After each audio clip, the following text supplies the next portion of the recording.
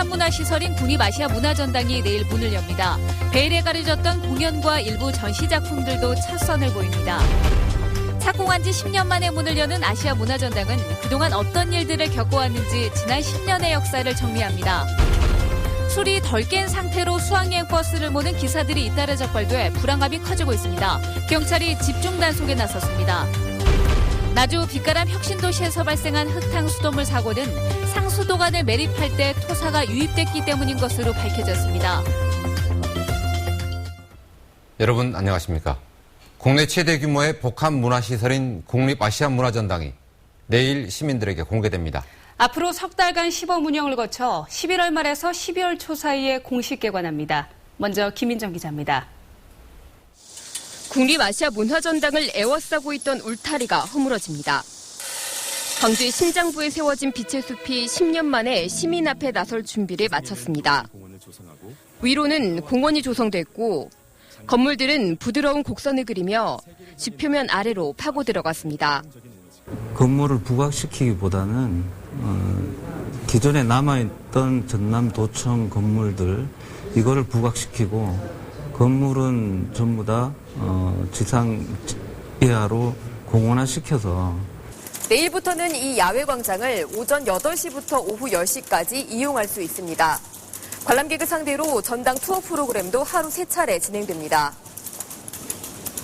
전당 내부 시설은 일요일과 월요일을 제외하고 오전 10시부터 오후 5시까지 공개됩니다.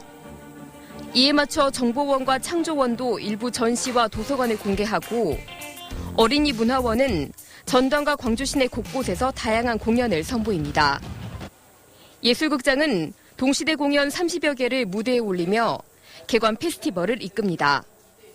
Usually I do movies, so this is really new for me and it's kind of like an extension of my movies, which is about dreams and fantasy. 문화전당은 이번 일반 공개를 통해 시범 운영을 거친 뒤 콘텐츠를 보강하고 오는 11월 말에서 12월 초 공식 개관합니다. MBC 뉴스 김민정입니다. 지금 문화전당에서는 전야제가 한창입니다. 무도회가 열리고 드론쇼도 한다고 하던데 현장 연결합니다. 송정훈 기자, 거기 분위기는 어떻습니까? 네, 지금은 혼성 아카펠라 두 팀의 공연이 펼쳐지고 있습니다. 한국뿐만 아니라 대만과 일본에서 활동 중인 그룹들이 화려한 하모니를 선사하며 축제의 밤을 수놓고 있습니다. 조금 전에는 전야제의 하이라이트인 집단무도회가 열렸습니다. 공연단의 일방적인 공연이 아닌 문화광장에 모인 관객들과 함께하는 시민 참여형 퍼포먼스인데요. 3, 4분기리의 안무를 공연단과 함께 배우면서 관객들은 춤 그 자체를 즐겼습니다. 전당 야외광장에서는 어린이들을 위한 공연도 진행됐습니다. 공연 제목이 반딧불이의 기억인데 무인항공체 드론의 군집 비행에 미디어 아티스트의 LED 연출이 더해져 사라져가는 반딧불이의 실제 움직임을 구현했습니다. 이렇게 공연이 펼쳐지는 동안 시민 100명을 대상으로 문화전당을 둘러보는 투어가 진행됐고 한국과 일본, 중국 등 아시아 4개 나라의 차문화를 체험해볼 수 있는 차문화 교류전도 펼쳐졌습니다. 지금까지 아시아 문화광장 전야제 현장에서 MBC 뉴스 송정근입니다. 네, 아시아 문화전당에 들어서기까지 우여곡절이 참 많았습니다. 대선 공약에서 출발한 문화전당의 역사를 정리했습니다. 이계상 기자입니다. 충청권에는 행정수도, 부산은 해양수도, 광주는 문화수도. 아시아 문화전당은 바로 이 공약에서 출발했습니다. 2005년 국제설계 공모를 통해서 건축가 우규승 씨의 빛의 숲이 당선작으로 결정됐습니다. 민주화의 성지를 문화발전소로 바꾸는 대역사는 랜드마크 논란 끝에 2008년 드디어 시작됐습니다. 이것이 세계를 향한 문화의 찬이 되게 하여 주시옵소서. 하지만 옛 도청 별관 보존 논란으로 공사는 또다시 중단. 우여곡절 끝에 별관을 보존하는 쪽으로 가닥이 잡히면서 이듬해 공사가 재개됐습니다. 누가 운영을 맡아야 하느냐를 놓고 논란이 계속되는 동안에도 전당 공사는 꾸준히 진행됐습니다. 설계를 마친 지 10년 만인 지난해 말 민주평화교류원을 제외한 전당의 시설들이 완공됐습니다. 그리고 이제 국내 최대 규모의 문화복합시설인 문화전당이 시민들을 맞이하며 아시아를 향해 광주의 빛을 비추기 시작했습니다. MBC 뉴스 이계상입니다. 전야제 참석을 위해서 광주에 온 문체부 장관은 문화전당이 중요한 국책사업 중의 하나라며 반드시 성공시켜야 한다고 말했습니다. 문체부로 볼 때는 이게 굉장히 중요한 우리 국책 사업 중에 하나입니다. 그리고 저희가 갖고 있는 핵심 과제 중에 하나고요. 이것이 지역의 문제가 아니고 사실은 뭐 여러 가지 역사적인 문제 이런 것들을 다 포함하고 있는 장소이기 때문에 문화예술을 교류하는 그런 장소이기도 하고요. 그래서 저희를 볼 때는 굉장히 정부에서는 굉장히 중요하게 생각하고 또 반드시 성공시켜야 되는 곳이기도 합니다. 네. 이곳은 어디서부터 물건을 사고 와갖고 뭐 전시해 놓고 이러다 보면은 한계는 분명히 금방 드러날 것 같다는 생각 갖고 있고요. 그래서, 그런 걸 없애기 위해서라도, 이곳이 굉장히 많은 예술가들이 교류하고 모이고 또 그걸 통해 갖고, 많은 창작물들이, 나오고 오히려 여기서 만들어진 창작물들이 서울이나 아시아의 각국 또 세계로다가 이렇게 나가서 전시가 되는 그런 곳이어야지 되는, 발신하는 곳이어야지 되는 곳이라고 생각합니다. 네. 문재인 대표를 비롯한 새정치민주연합 지도부가 광주를 방문해 광주시와 현안 문제를 협의했습니다. 광주시는 이 자리에서 자동차 100만 대 생산기지 조성과 아시아 문화전당 콘텐츠 개발 등의 현안 사업에 국비 예산이 지원되도록 국회 차원의 협조를 요청했습니다. 이 앞서 문 대표는 공개를 앞두고 있는 국립아시아문화전당을 둘러봤고 당의 혁신이 실패했다는 안철수 의원의 발언과 관련해서는 혁신을 독려하는 말로 받아들이고 싶다고 말했습니다. 이렇게 중요한 그런 위치에 계신 분들이 우리 혁신이 국민들 기대만큼 되지 못하고 있다고 걱정을 하실 것이 아니라 다들 혁신에 참여해서 혁신의 벽돌이라도 하나씩 놓겠다는 그런 마음으로 이렇게 함께들 해주신다면 우리 당이 더 단합되고 또 국민들에게서 신뢰받으면서 지지율도 더 올라가지 않을까 그런 말씀을 드리고 싶습니다. 네, 고맙습니다. 다음 소식입니다. 세월호 참사 이후 주춤했던 수학여행이 재개됐습니다. 최근 술이 덜 깬 상태에서 수학여행 버스를 몰려던 기사가 적발되는 등 불안감이 여전한데요. 단속 현장에 김진성 기자가 동행했습니다. 지난주 학생들을 태우고 수학여행을 가려던 관광버스 기사가 음주 단속에 적발됐습니다. 밤새 술을 마신 기사의 혈중 알코올 농도는 면허 정지 수준인 0.07%.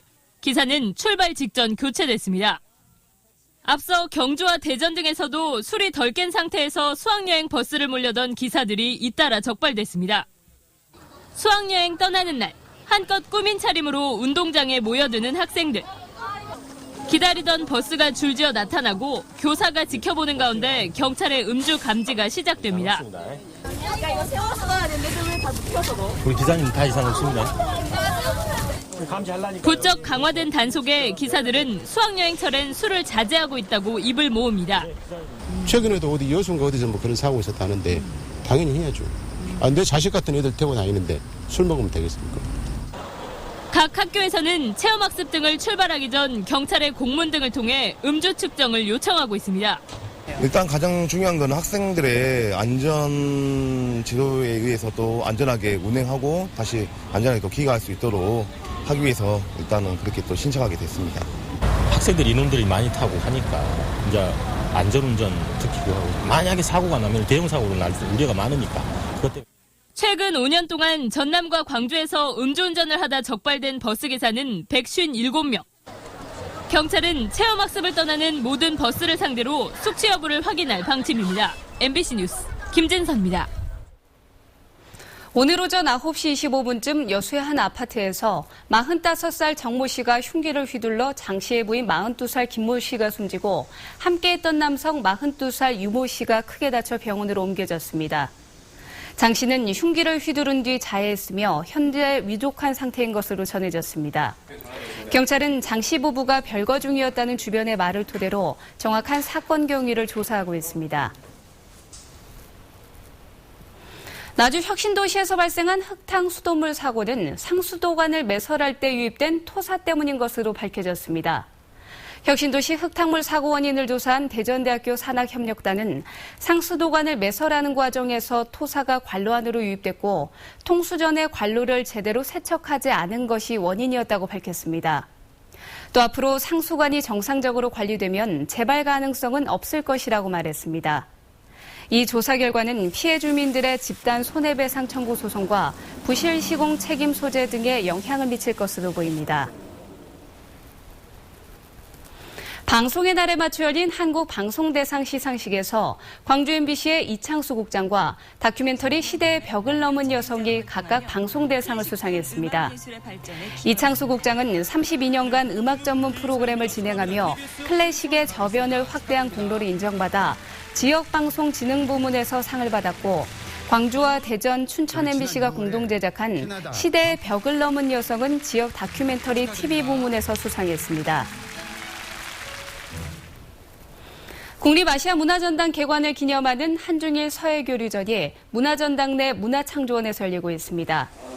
동아시아 문화도시 추진위원회가 마련한 이번 서해전에는 지난해와 올해 동아시아 문화도시로 선정된 한중일 6개 도시의 서해가들이 참여해서 수준 높은 작품을 전시하고 있습니다. 이번 전시는 또 미디어 아트와 도예 작품 등 전통과 현대를 융합한 다양한 장르의 미술 세계를 함께 선보이고 있습니다. 100억 원의 혈세를 낭비한 한미 합작 투자 사업 겜코와 관련해서 광주시민위원회가 강훈태 전 광주시장 등을 검찰에 고발하라고 요구했습니다. 광주시가 구성한 겜코 진실 규명을 위한 시민위원회는 최고 의사결정권자였던 강정시장에게 혈세 낭비에 대한 직접적인 책임이 있고 문화관광정책실장이었던 강모 씨 등도 사업 전반에 대한 책임이 있다며 이같이 요구했습니다. 시민위는 윤장현 시장이 겜코 관련자들을 고발하는 것은 당연한 행정 업무라며 이를 어기면 직무유기라고 주장했습니다. 한국농수산식품유통공사는 올해 추석 차례상 비용이 작년보다 조금 더 들 것으로 전망했습니다. 유통공사는 전국의 전통시장과 대형 유통업체 41곳을 대상으로 상차림에 필요한 25개 품목의 가격을 조사한 결과 전통시장은 19만 6천 원, 대형 유통업체는 27만 6천 원으로 작년보다 각각 1.9%와 0.8% 상승했다고 밝혔습니다. 품목별로는 소고기와 조기의 가격이 많이 오른 것으로 나타났습니다. 광주의 대표 문화 브랜드로 자리 잡은 대인예술시장 야시장이 아시아문화전당 개관에 맞춰서 이번 주에 열립니다.